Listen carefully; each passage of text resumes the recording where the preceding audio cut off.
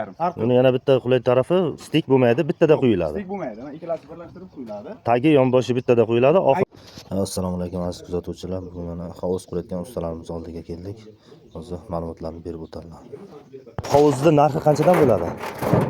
Hovuzimizning narxi Usta haqqini o'zi. usta haqqini o'zi 3 tonnalik 1 million 200 ming, 5 tonnalik 1 million 500 ming, 7,5 tonnalik yangi apparatimiz mana. Balandligi 2,5 metr bo'ladi, ichi faqat, ichi. Balandligi 2,5 metr bo'ladi. Endi diametri 2,10. Eski apparatimizdagi narx 1 million 500 ming bo'lsa, bu 7,5 tonnaligimiz 1 million 800 ming so'm. 7,5 tonnaligi 1 million 800 ming so'm. 2,5 metr balandligi bu. Ikkalasi bittada quyiladi. Stek unaqa narsa bo'lmaydi. Mana shu yangi apparatkamizda qo'yilgan 6 tonnalik hovuzimiz. Bu yangi apparatni qulay tomoni 3,5 tonnadan 2 tonnalik chiqarsa ham bo'ladi. 2 tonnalik ko'pchilik qildirmaydi. Xohlagan tonnada chiqarsa bo'ladi. 4, 5, 3,5, 5,5, 6, 6,5, 7,5 farqi. Buni yana bitta qulay tarafi stik bo'lmaydi, bittada quyiladi. Stik bo'lmaydi. Mana ikkalasi birlashtirib quyiladi. Tagi yonboshi bittada quyiladi, oxirida qapog'i bittada quyiladi. Adenda quyiladi. Hamma joyi bittada quyiladi.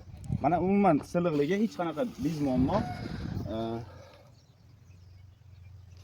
Agar egalar aralashmasa, umuman hech qanaqa material olib berishni variantini ko'rmasa 4 million 100 mingga 7,5 tonnalik chiqadi. 4 million 100 mingga 7,5 tonnalik. 6 tonnaligimiz 3 million 600, 3 million 700 ga chiqadi. Endi nimaga 100 mingga razisa qilib aytaman? Narx-navo o'zgarishi mumkin. Sement, shibin, qum 2 ming, 3 ming arzon bo'lsa ham ancha narsa razisa qiladi-da.